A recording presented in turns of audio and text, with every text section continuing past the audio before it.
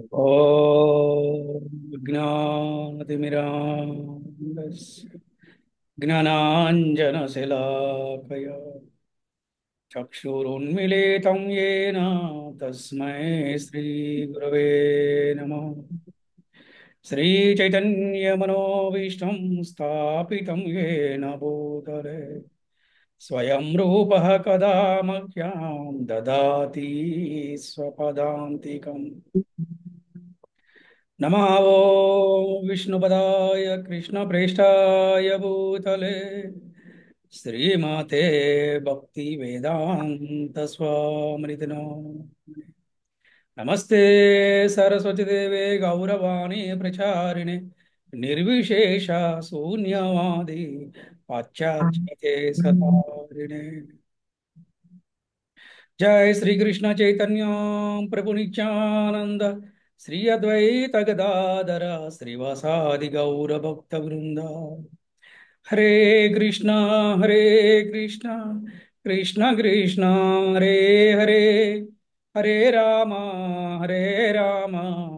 राम राम हरे हरे।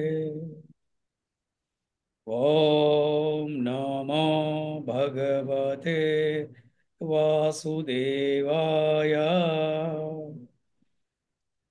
ॐ नमो भगवते वासुदेवाय। ओम नमो भगवते वासुदेवाय। ॐ नमो भगवते वासुदेवाय। ओम नमो भगवते वासुदेवाय। ॐ नमो भगवते वासुदेवाय।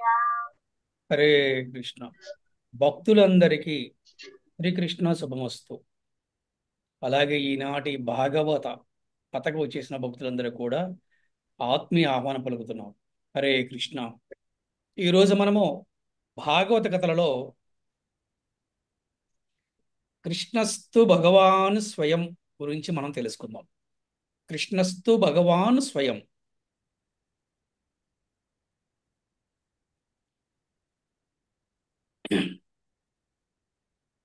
కృష్ణ ప్రేమయే పంచమ పురుషార్థమని శ్రీ చైతన్య మహాప్రభు ఉపదేశించారు.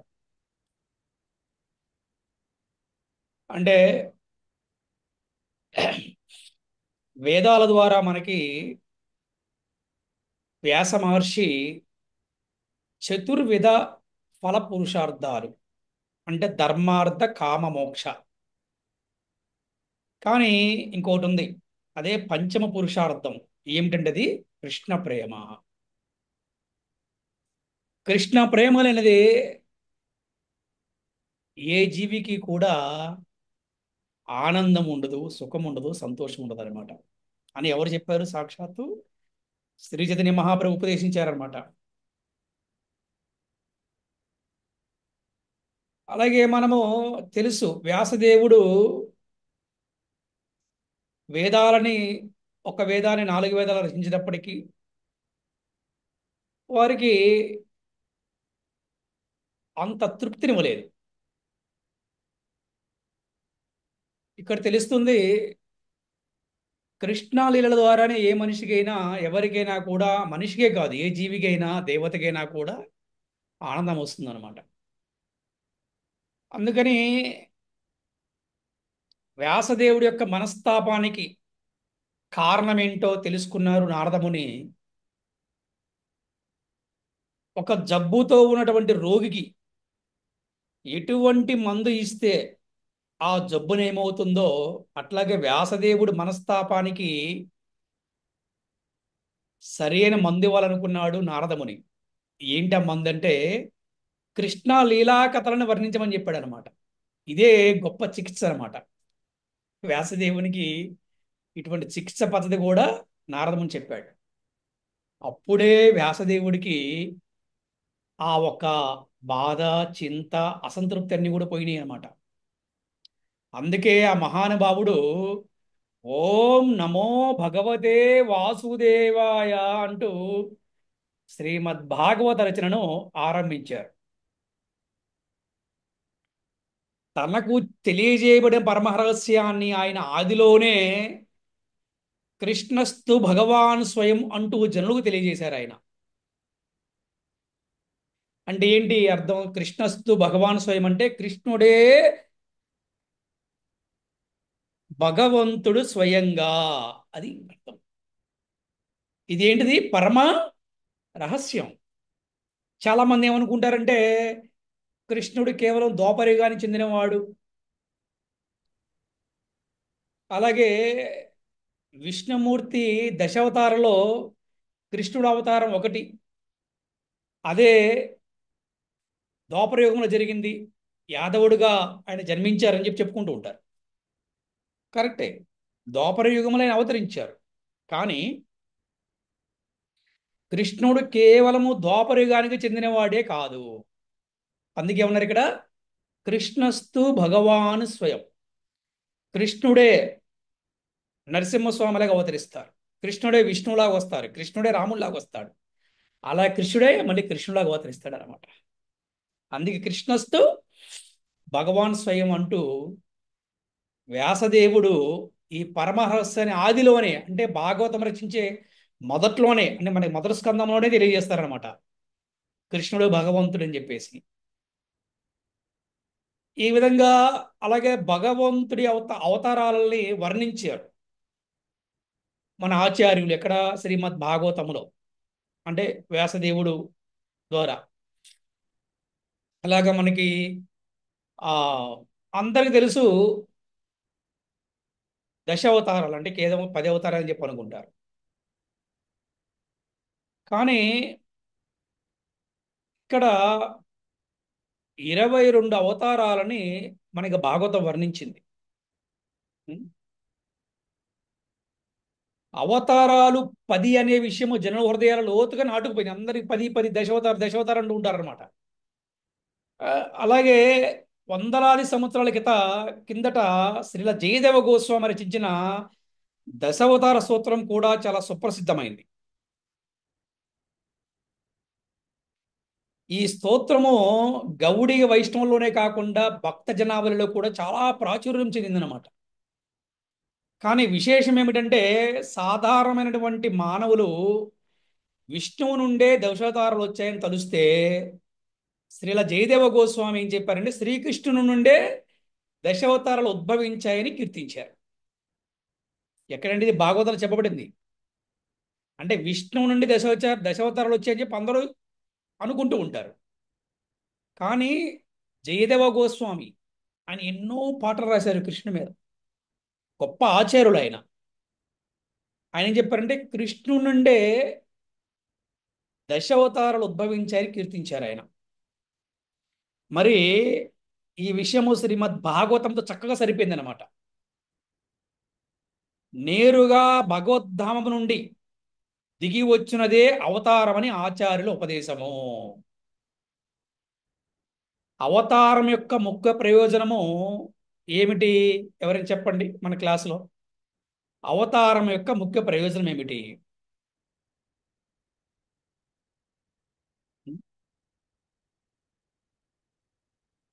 పరిత్రాణాయ సాధు సాధూనాం వినాశాయ చ దుష్కృతా ధర్మ సంస్థాపనార్థాయ సంభవామి యుగే యుగే.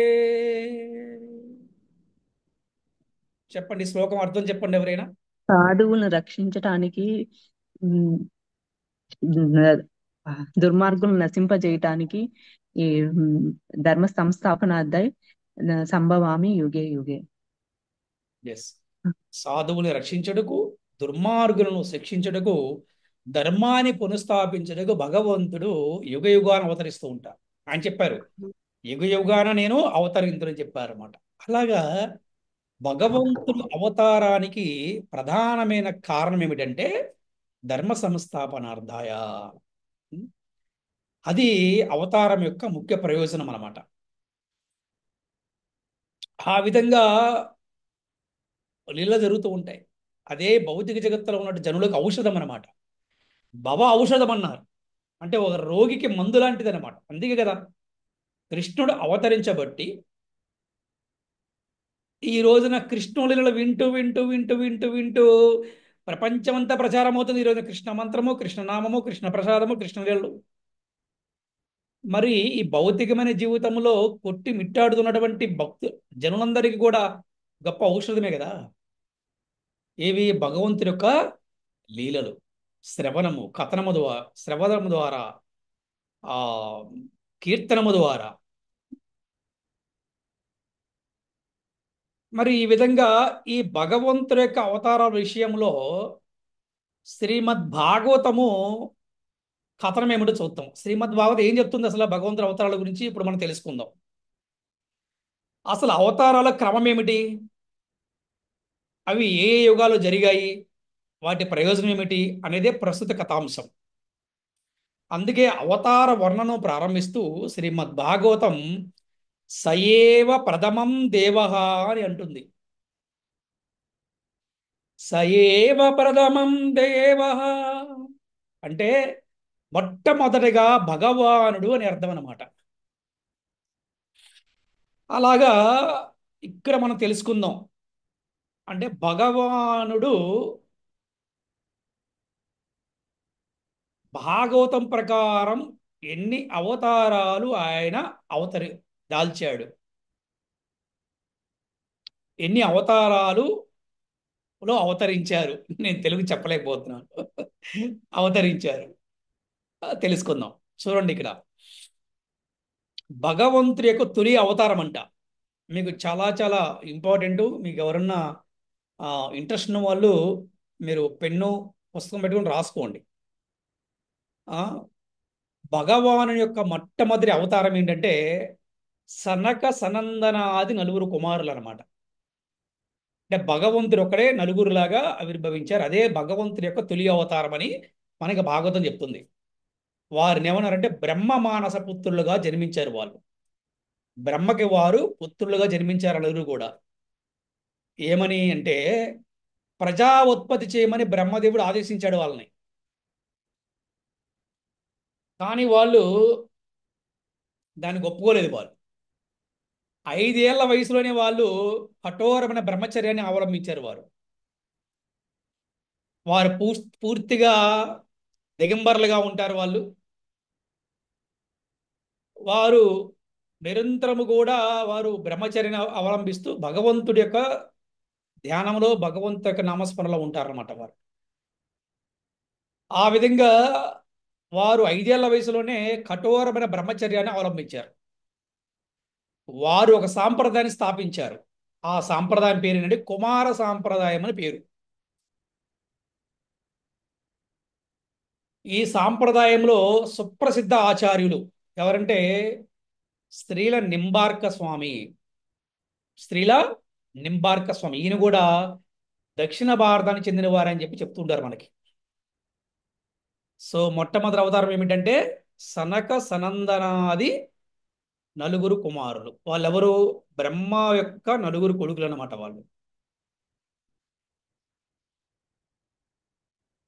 ఇకపోతే ద్వితీయం తు భవాయాస్య అంటే రెండవది ధరణి యొక్క క్షేమం కొరకు ఆవిర్భవించిన అవతారము అదే యజ్ఞవరహ అవతారము. అంటే ధరణి అంటే భూమి యొక్క క్షేమం కొరకు. రెండో అవతారం ఏంటంటే యజ్ఞ వరాహ అవతారం అనమాట. అంటే భూమి యొక్క క్షేమం కోసం ఆవిర్భవించిన అవతారం ఏంటంటే యజ్ఞ వరాహ అవతారము. బ్రహ్మదేవుని నాసిక నుండి అంగుష్ట మాత్ర రూపములో అవతరించిన యజ్ఞవరాహమూర్తి క్షణములోనే ఆకాశమంత ఎత్తుకెదిగి జీవుల కొరకు ఆయన ధరిత్రి అంటే భూమిని రసాతలము నుండి ఉద్ధరించాడు అనమాట. ఆయన ఈ విధంగా భూమిని అంటే ధరణిని మోసి భగవానుడు మహీధరునిగా ప్రసిద్ధి చెందాడు. అలాగే ఈ వరహ అవతారం 2 సార్లు ఆవిర్భవించిందని ఆచార్యులు చెప్తున్నారు. 2 సార్లు జరిగిందని చెప్తున్నారు అనమాట ఈ వరాహవతారం. ఎలాగా మనకి భాగవతం ప్రకారం మొదటిసారి స్వాయంభవ మనువు కాలంలో కలుగగా, రెండవసారి హిరణ్యాక్షుని వధ కొరకు చాక్షుష మన్వంతరముల కాలంలో జరిగిందని చెప్తున్నారు అనమాట. అంటే వరాహ అవతారం 2 సార్లు ఆవిర్భవించిందని చెప్తున్నారు ఆచార్యులు మనకి. ఏదైనప్పటికీ కూడా మొట్టమొదటి అవతారం ఏంటంటే ఎవరైనా చెప్పండి, మొట్టమొదటి అవతారం ఏమిటి? సనకనందనాథులు ప్రభు. ఆ, కనక సనందనం సందనాది నలుగురు కుమారులు. ఓకే. రెండో అవతారం పేరేంటి చెప్పండి? యజ్ఞావతారము. యజ్ఞ వరాహ అవతారం. వరాహ అవతారం ప్రభు. యజ్ఞ వరాహ అవతారము. వరాహ. ఉమ్. తృతీయం ఋషి సర్గం వై, అంటే ఋషి సర్గములో భగవానుడు తృతీయంగా శక్త్యావేశ రూపములో నారదునిగా ఆవిర్భవించాడు. నారదుల వారిది కూడా భగవంతుడి యొక్క అవతారమే, కానీ శక్త్యావేశ అవతారం అంటారు. శక్త్యావేశ రూపము అంటే భగవంతుడి యొక్క శక్తి ద్వారా వీరు ఆవిర్భవిస్తారు. దేనికి? లోక కళ్యాణం కోసం, సర్వజీవులను ఉద్ధరించడం కోసం, భగవంతుడి యొక్క నామ గుణ రూప లీలల్ని ప్రచారం చేయడం కోసం. నారదుల వారి అంటే శక్త్యావేశ రూపం అన్నమాట నారదుల వారిది. మూడవ అవతారం పేరేంటి? నారదుల వారి యొక్క అవతారం అన్నమాట. భక్తి యోగ ప్రచారానికి నారదముని పెట్టిందే పేరు. నారదముని లేని భగవల్లీలలు ఉండవంట. ఎక్కడుండి చెప్పండి? ప్రతి చోట ఆయనే, ద్వారకాలో ఆయనే, ఆ బృందావనంలో ఆయనే, మధురలో ఆయనే, పూరిలో ఆయనే, బద్రిలో ఆయనే. అరే ఆయన లేనిది ఎక్కడ చెప్పండి? ఎక్కడికైనా వెళ్ళగలడు. ఎలాగండి సాధ్యపడుతుందంటే ఆయనకి? కేవలము భగవన్నామం ద్వారా. నారాయణ నారాయణ నారాయణ అంటే చాలంట. ఎవరైతే భగవన్నామం జపిస్తారో వారికి ఏ ప్రాంతానికి వెళ్ళినా కూడా వారికి ఆహ్వానం పలుకుతారంట. అది కైలాసం వెళ్ళండి, స్వర్గం వెళ్ళండి, ఆ, ఏంటి మీరు ఇంద్రలోకం వెళ్ళండి, ఆ, వైకుంఠం వెళ్ళండి, గోలోకం, ఎక్కడికి వెళ్ళినా కూడా నారదుల వారికి అడ్డు చెప్పేవాళ్ళు లేరంట. ఎందుకంటే నిరంతరం కూడా భగవన్నామని జపిస్తున్నాడు ఇక. అందుకనే నారదమును లేని భగవల్లీలలే ఉండవంట. భగవల్లీలను రక్తి కట్టించడంలో, భగవల్లీలని ప్రేమగా కీర్తించడంలో, భగవన్నామముని ప్రేమగా స్మరించడంలో, భగవన్నామముని ప్రేమగా మాధుర్య భావంతో జపించడంలో నారదమునికి సాటి అన్నమాట. అలాగే ప్రహ్లాదుడు, ధ్రువుడు లాంటి మహాభక్తులు తయారు చేసిన నారదుడే. వాళ్ళ వయసు ఎంత తెలుసా? మీరు చెప్తారు ఎవరైనా? ప్రహ్లాదుడి వయసు ఎంత చెప్పండి? 5 సంవత్సరాలు. సంవత్సరములు. 5 సంవత్సరాలు. ధ్రువుడి వయసు ఎంత అండి? 5. 5. కేవలం 5 సంవత్సరాల్లో వాళ్ళని భక్తులు చేశాడు. ఎలాగా? మహాభక్తులు చేశాడు నారదుల వారు. ఆయన శాపం ఇచ్చినా కూడా అది పరమ శ్రేయస్సుకేనని నలకోవర మణిగ్రీవుల వదంతో తెలుపుతుంది అనమాట మనకి. జనరల్గా వైష్ణవుడు ఎప్పుడు కూడా శాపాన్ని ఇవ్వడు. శాపం పెట్టినా కూడా వరంగా భావిస్తాడు. కానీ అటువంటి నారదుల వారు ఒకసారి శాపం ఇచ్చారు. ఎవరికి ఇచ్చారంటే నలకోబర మణిగిరువులకి ఇచ్చారు. ఎందుకంటే వారు మత్తు పదార్థంలో మునిగి జలక్రీడ చేస్తున్నారు, ఒంటి మీద బట్టలు లేకుండా నగ్నంగా. వారిని కాపాడడం కోసం, వారిని ఉద్ధరించడం కోసం వారిని చెట్లవమని చెప్పేసి, చెట్లు జన్మ తీసుకోండి మీరు అని చెప్పేసి నారదములు శాపం ఇచ్చారు. ఆ తర్వాత మంచి వరం కూడా ఇచ్చారు. ఏంటంటే మీకు అంతిమంగా కృష్ణుడి దర్శనం జరుగుతుంది. ఆ వృత్తాంతం మనకి దామోదర లీల. ఎప్పుడైతే దామోదరుడు రోడ్డు లాక్కుంటూ వెళ్ళి ఆ 2 చెట్లు పడగొట్టేస్తాడో, ఆ 2 చెట్లు ఎవరో కాదు, నలకోబర మణిగిరువులేనమాట. వారి కృష్ణ దర్శనం అయిందనమాట వాళ్ళకి. అలాగా నారదముని శాపం ఇచ్చినా కూడా అది పరమ శ్రేయస్సుకే అంటారన్నమాట. అందుకే వైష్ణవులు ఎప్పుడు కూడా శాపాన్ని ఎవరు ఇచ్చారంటే కనుక దానివల్ల లాభం జరుగుతుంది, నష్టం మాత్రం ఎవరికి కూడా జరగదనమాట. అందుకే నారదుడే భక్తి యోగ శాస్త్రమైన నారద భక్తి సూత్రాలను రచించారు. అంతేకాకుండా నారదుని చరిత్రను విపులంగా మనం పూర్వమే భాగవత కథలో కథ కూడా చదివాం మనం. మనకి నారదుల వారి కథ మనం చెప్పుకున్నాం ఇంత ముందు కూడా. ఏంటి ఇప్పుడు వరకు మనకి మూడు అవతారాల్ని మనము కీర్తించగలిగాం. తుర్యే ధర్మ కళా సర్గే, నాలుగవ అవతారములో భగవానుడే ధర్ముడు అనే రాజుకి నరనారాయణుడు అనేది కవలపుత్రులుగా జన్మించాడు. భగవంతుడికి ఇద్దరు జన్మించాడు. అక్కడ నలుగురులాగా. చెప్పు, నలుగురు ఎవరు? సనక సనందనాథులు, ఇప్పుడు ఇద్దరు ఎవరు? నరనారాయణుడు. Very good. నరనారాయణులుగా వారు జన్మించారు. ఈ అవతారం యొక్క ముఖ్య ప్రయోజనము ఇంద్రియ నిగ్రహానికై కఠోరమగు తపస్సును ఏ విధంగా చేయాలో చూపించడమే. బద్రిలో ఉంటారు నరనారాయణుడు. అందుకే అందరూ బద్రీనాథ్ వెళ్ళాలి, బద్రీనాథ్ వెళ్ళాలని చెప్పి అంటుంటారు అనమాట. సో బద్రిలో నరనారాయణుడు తపస్సు చేశారనమాట. అంటే తపస్సు ఎలా చేయాలో చూపించడం కోసం భగవంతుడే నరనారాయణులుగా అవతరించి ఈ తపస్సు ఎలా చేయాలో చూపించారనమాట. నాకు ఒక మంచి లీల గుర్తుకు వస్తుంది, మీ అందరూ చెప్తాను, మళ్ళీ మళ్ళీ మర్చిపోతాను, మళ్ళీ గుర్తుకొచ్చింది. శ్రీకృష్ణ భగవానుడు అంతర్ధానము చెందే ముందు ఉద్ధవుడికి చెప్పిన మాటలు. ఉద్ధవా, నేను అందరికి దర్శనం ఇచ్చాను. రాక్షసుడు బారి నుండి 16,001 మంది కన్యలను కాపాడాను. వాళ్ళకి దర్శనం ఇచ్చాను, వారి వివాహం ఆడాను. ఎంతో మంది రాక్షసులను సంహరించాను, వారికి దర్శనం ఇచ్చాను, వారిని సంహరించాను, వారికి మోక్షాన్ని ప్రదర్శించాను, మోక్షాన్ని ప్రసాదించాను. ఆఖరికి గురుపుత్రుణ్ణి కాపాడటం కోసం యమధర్మరాజు దగ్గరికి యమలోకానికి వెళ్ళి ఆ యమలోకం ఉన్నటువంటి నరకంలో ఉన్న వాళ్ళందరూ కూడా దర్శనం ఇచ్చారు శ్రీకృష్ణ భగవానుడు. చెప్తున్నాడు ఉద్ధవుతోటి. కానీ ఉద్ధవ, నేను నరనారాయణులకు మాత్రం దర్శనానికి ఇవ్వలేకపోయాను. నరనారాయణులు తీవ్రమైన తపస్సు చేస్తున్నారు అక్కడ. ఉద్ధవా, నీవు నా తరపున వెళ్ళి వారి క్షేమాలు కనుక్కొని నా గురించి అన్నీ కూడా నువ్వు వారికి చెప్పు అని చెప్పి ఉద్ధవుడిని పంపిస్తాడు శ్రీకృష్ణ భగవానుడు అనమాట. నాకు ఎందుకనో టక్మని గుర్తుకొచ్చింది నరనారాయణులు అనగానే. అలాగే నరనారాయణుడు తపస్సు చేస్తున్నప్పుడు వారు తపస్సును భగ్నం చేయడానికి అప్సరసలు వస్తే వారిని చిన్నబుచ్చడానికే నారాయణుడు తన ఉరువు నుండి ఊర్వశిని సృష్టించాడంట. ఊర్వశిని అంటే దానికి అర్థం ఏంటంటే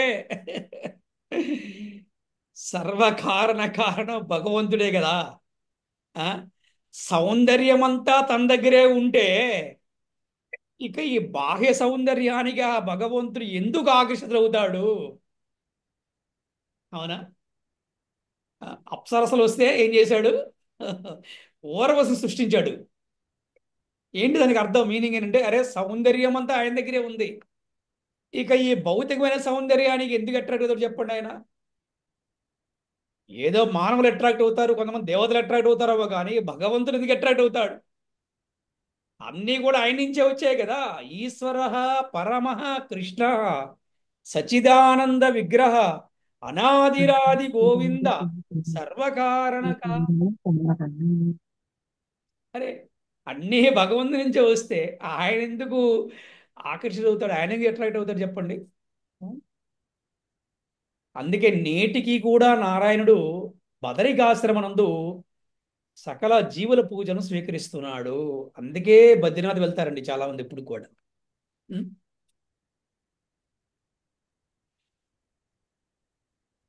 సో 4 అవతారాలను మనం ఈ రోజున వర్ణించుకున్నాం. టైం పట్టినా పర్లేదు, నిదానంగా చెప్పుకుందాం.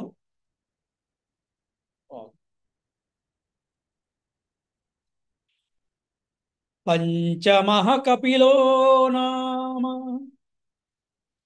5వ అవతారము కపిల భగవానుడు. ఈ అవతారంలో భగవానుడు సృష్టితత్వాన్ని, సాంఖ్య జ్ఞానాన్ని ఆసురీ బ్రాహ్మణునికి ఇచ్చాడు. తల్లి అయిన దేవహూతికి ఆత్మోపదేశం చేశాడు. ఇక్కడ మనం ముఖ్యంగా చెప్పుకోవాల్సిందంటే, సరే సాంఖ్య జ్ఞానం ఇవన్నీ కాదు, ముఖ్యంగా కపిలుడు తన తల్లికి జ్ఞానాన్ని బోధించాడు, భగవద్ జ్ఞానాన్ని బోధించాడు అనమాట. తన తల్లిని కూడా భక్తురాలను చేశాడు కపిల భగవానుడు. ఇది చాలా మో- చాలా ముఖ్యమైనటువంటి విషయం అనమాట. తర్వాత మనకి ఆ, ఇద్దరు కపిలులు ఉన్నారని చెప్పి చెప్తుంటారు అనమాట. ఒకరు భౌతికంగా నాస్తిక సిద్ధాంతం అని చెప్పే ఒక కపిలుడు ఉన్నాడు, ఆయన వేరనమాట. కానీ కపిల భగవానుడు మాత్రం ఉన్నారు.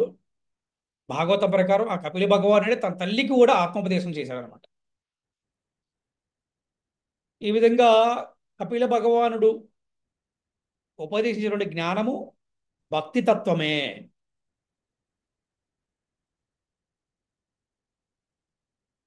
సో 5 అవతారాలు అయిపోయినాయి. షష్టం నత్రేర పత్యత్వం, అత్రి మహర్షి తనయుడే భగవానుని 6వ అవతారము. ఆయనే దత్తాత్రేయుడు. త్రిమూర్తులను పుత్రులుగా కోరిన అత్రి మహర్షి భార్య అనసూయను అనుగ్రహించడానికి భగవానుడే దత్తాత్రేయుని రూపంలో అవతరించాడు. ఈ అవతారము భగవానుడు ఆత్మతత్వాన్ని చక్కగా బోధించాడు. అతడు బోధ కావించిన వారిలో అలర్కుడు, ప్రహ్లాదుడు, యదువు, హైహాయాదులు ప్రముఖులు ఉన్నారన్నమాట. యదువు అంటే తెలుసు కదా మీకు? ఎవరికైనా తెలుసా యదువు ఎవరో?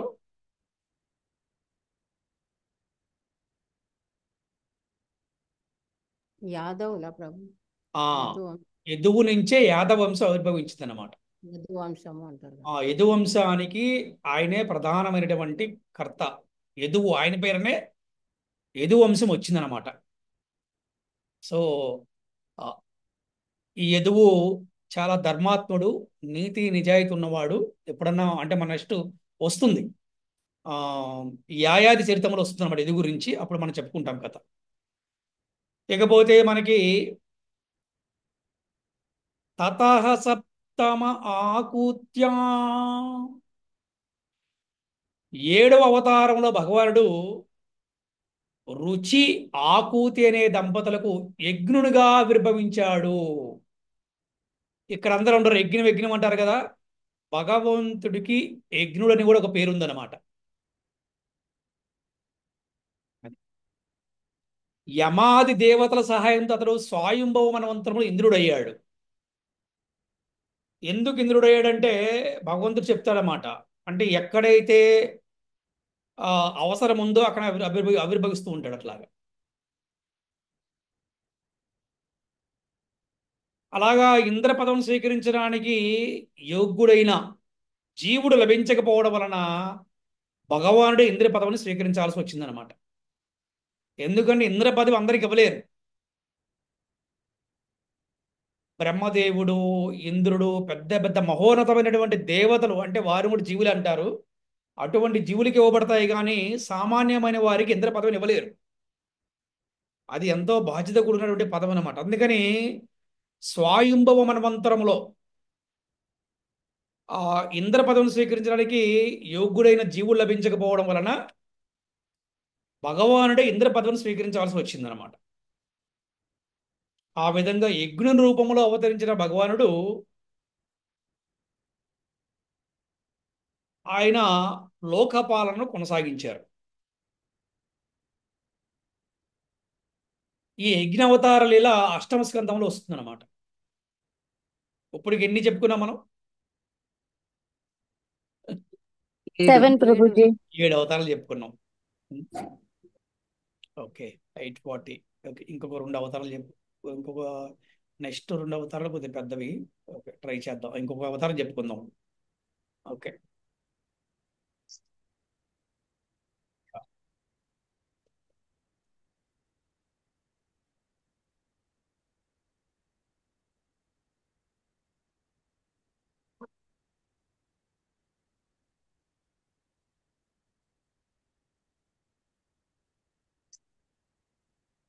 అష్టమే మేరు దేవ్యాం తు నాభి మేరుదేవి దంపతులకు వృషభదేవుడుగా భగవానుడు 8 అవతారములు ఆవిర్భవించాడు.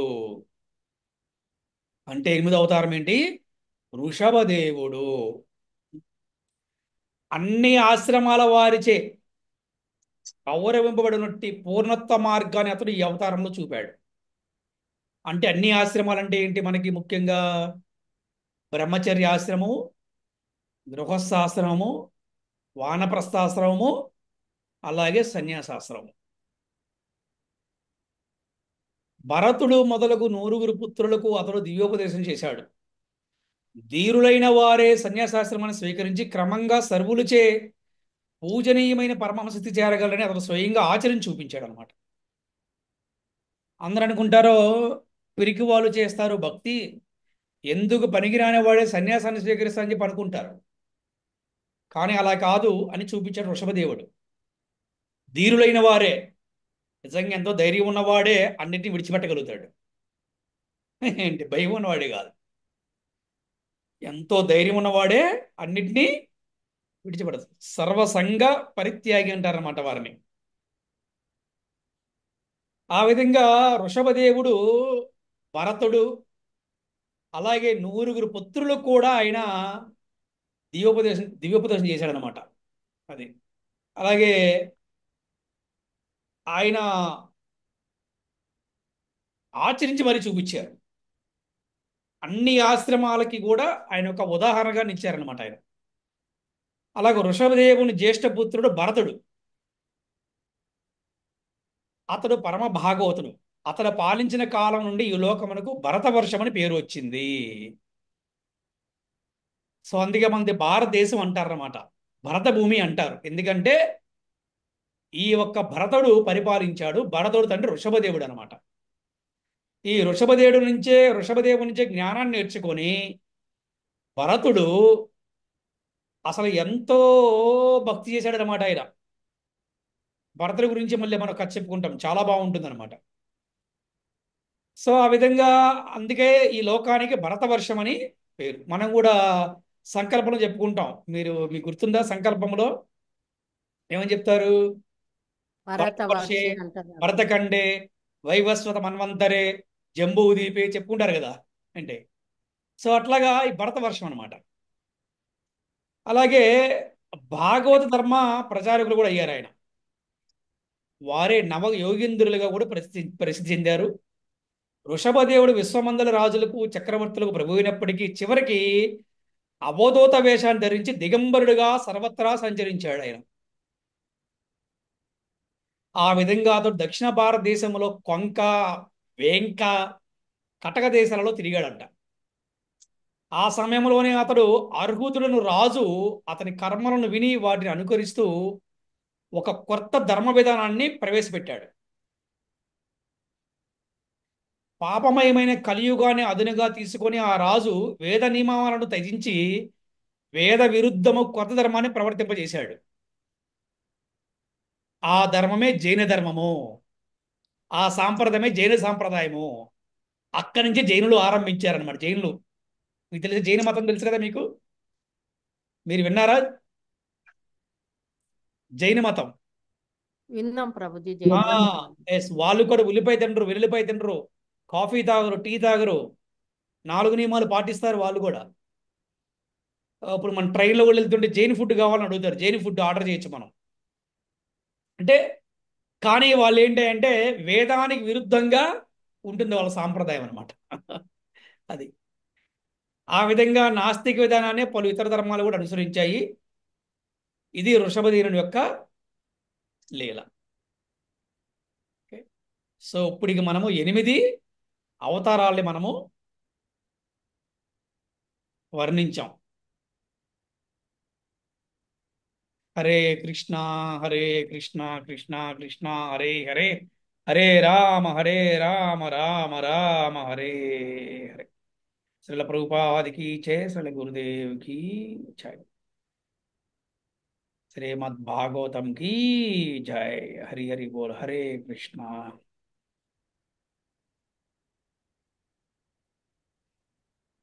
హరే కృష్ణ. మీలో ఎవరికైనా సందేహాలు ఉండి అడగవచ్చు. అలా కృష్ణస్తు భగవాన్ స్వయంలో మనం ఎనిమిది అవతారాలను వర్ణించుకున్నాము. ఈ ఎనిమిది అవతారాల వర్ణనలో మీకు ఏమైనా సందేహాలు ఉండి అడగవచ్చు. అలాగే ఇందులో మోరల్ ఏంటి, మీకు ఏం అర్థమైంది, మీరు కూడా ఏ విధంగా అనేది కూడా చెప్పవచ్చు. హరే కృష్ణ. కృష్ణ ప్రేమ కృష్ణమేమ వ్యాసదేవుడు ఒక వేదం 4 వేదాలు రచించినప్పటికీ ఆయన అంత తృప్తి చెందలేదు. వ్యాసదేవుడు ఇంకా మనస్తాపానికి గురవుతున్నప్పుడు కృష్ణలీలలో చెప్పమని అన్నారు నారదుల వారు. ఏం చెప్పాలి ఎట్లా అని చెప్పేసి ఓం నమో భగవతే వాసుదేవాయ అనే నామాన్ని మన అందరికీ ప్రపంచం మొత్తం ప్రచారం చేయాలని చెప్పేసి అనుకున్నారు. అయితే ఈ యొక్క మనకి 10 అవతారాలు అని చెప్పేసి 10 అవతారాల గురించి మనకు తెలుసు. కానీ ఇంకా అవతారాలు ఉన్నాయని చెప్పేసి ప్రభుజీ మీరు చెప్తున్నారు. ఇప్పుడు కొత్తగా వింటున్నాను నేను కూడా ఈ అవతారాల గురించి. ఇది వచ్చి సనాక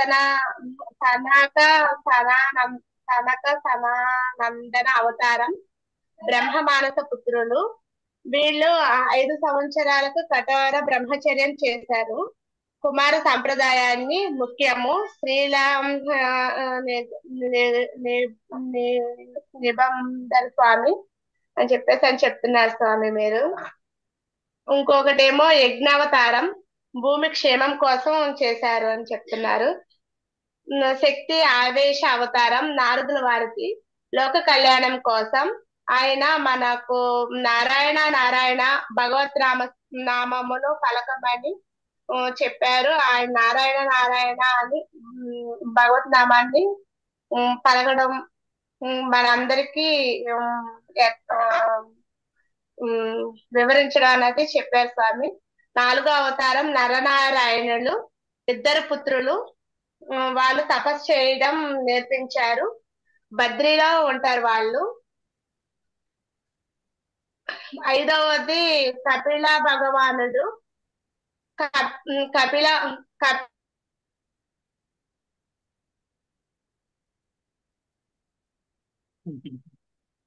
ఓకే, కట్ అయిపోయినట్టుంది. మహాప్రభువు చెప్పారు. వ్యాసదేవుడు మనస్తాపానికి సరైన మందు కృష్ణ లీల వర్ణనలు వివరించమని చెప్పారు. ఓం నమో భగవతి వాసుదేవాయ. కృష్ణస్తు భగవాన్ స్వయం అంటే పరమ రహస్యము కృష్ణుడు, భగవంతుడు అని మనం తెలుసుకున్నాం ప్రభుజీ. కృష్ణుడి నుండియే 10 అవతారాలు ఉద్భవించాయి అని జయదేవ గోస్వామి వారు వివరించారు మనకి. తొలి అవతారము సనక సనందనాదులు, బ్రహ్మ మానస పుత్రులు. వీళ్ళు 5 ఏళ్ల వయసులోనే కఠోరమైన దీక్ష తీసుకున్నారు. ఈయన్ని స్త్రీల నింబార్క స్వామి అని కూడా అంటారు.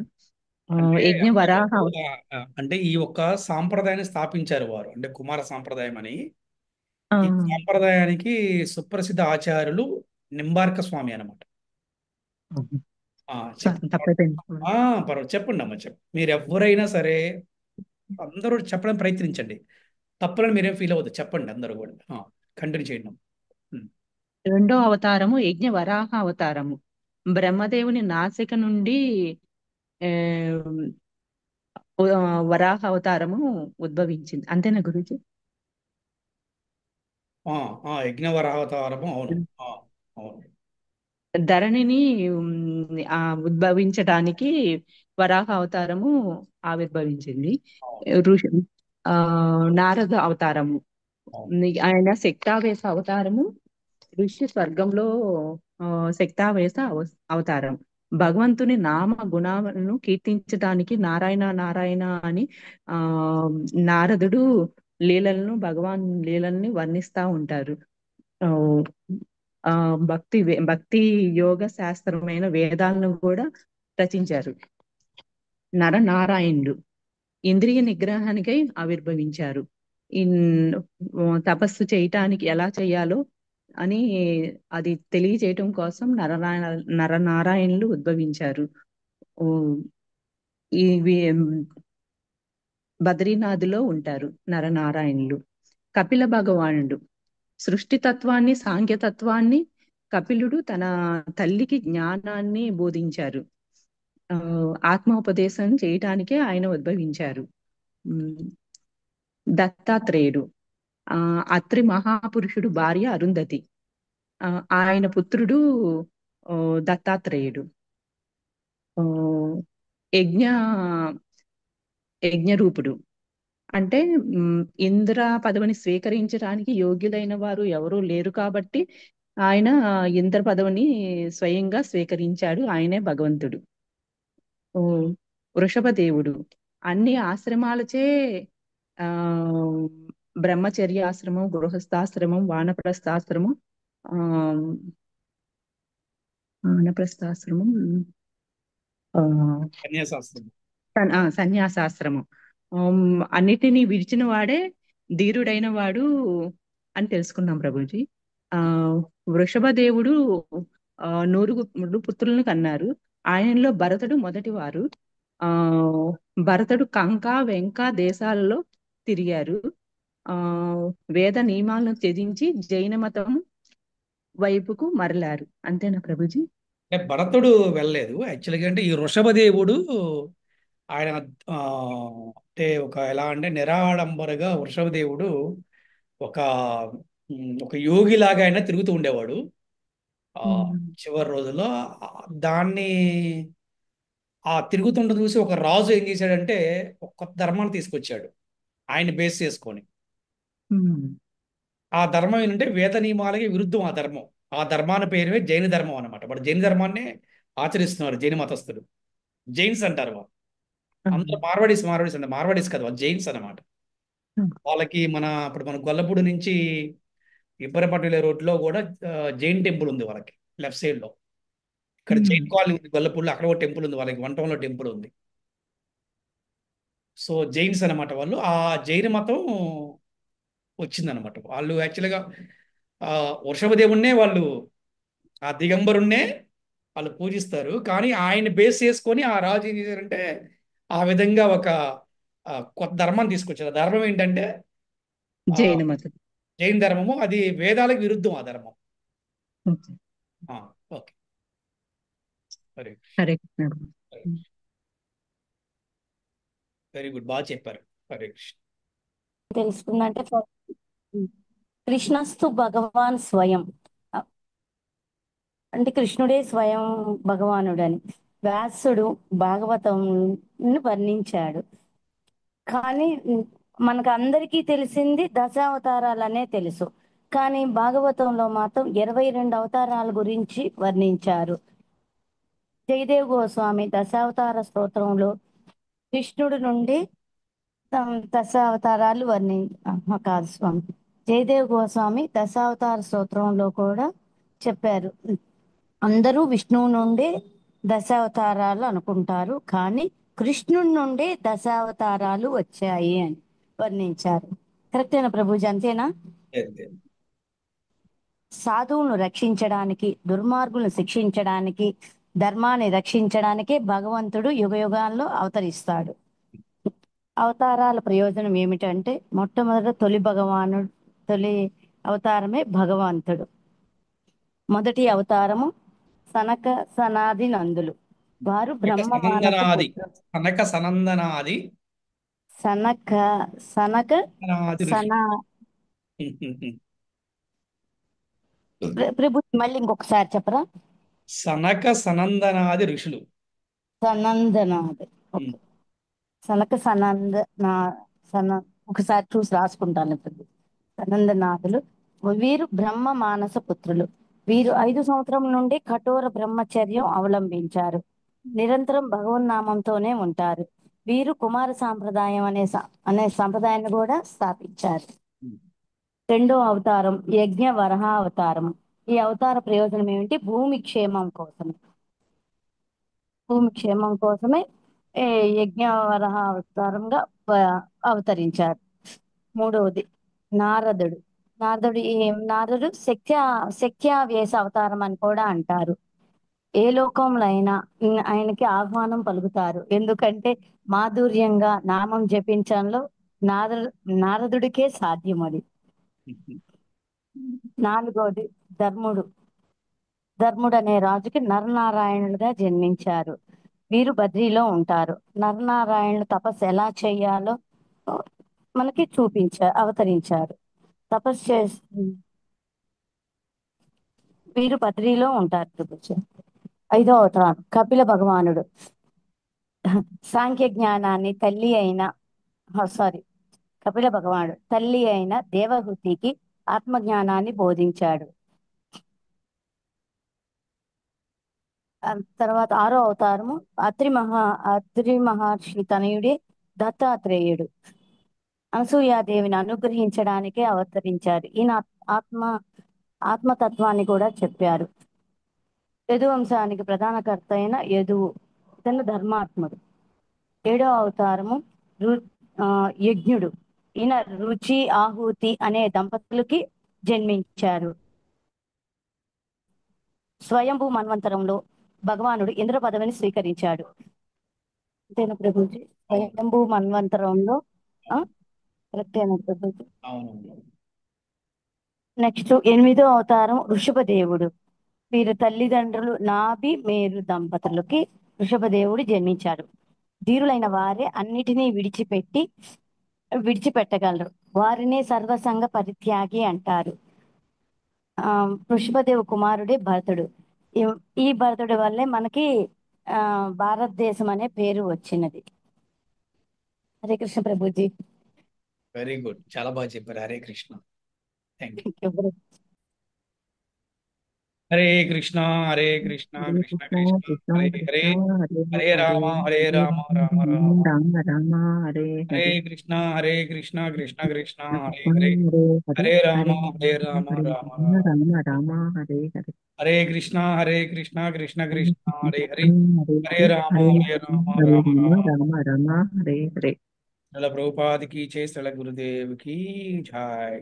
పంచకల్పతరుభ్యశ్చ కృపా సింధుభ్యైవ చ పతితానాం పావనేభ్యో వైష్ణవేభ్యో నమో నమః. హరి హరి బోల్. హరే కృష్ణ. హరే కృష్ణ హరే కృష్ణ ప్రభుజీ. ప్రభుజీ. హరే కృష్ణ. హరే కృష్ణ ప్రభుజీ. దండవాద ప్రణామములు. ప్రణామ్ మాతాజీ. హరే కృష్ణ. హరే కృష్ణ ప్రభుజీ. ధన్యవాద ప్రణామం. Thank you Prabhuji. Hare Krishna. Hare Krishna Prabhuji. YouTube లో పెడతారు కదా ప్రభుజీ ఇప్పుడు అది? పెడదాం మాతాజీ, తప్పకుండా. ఓకే. హరే హరే కృష్ణ. కృష్ణ ప్రణామాలు ప్రభుజీ.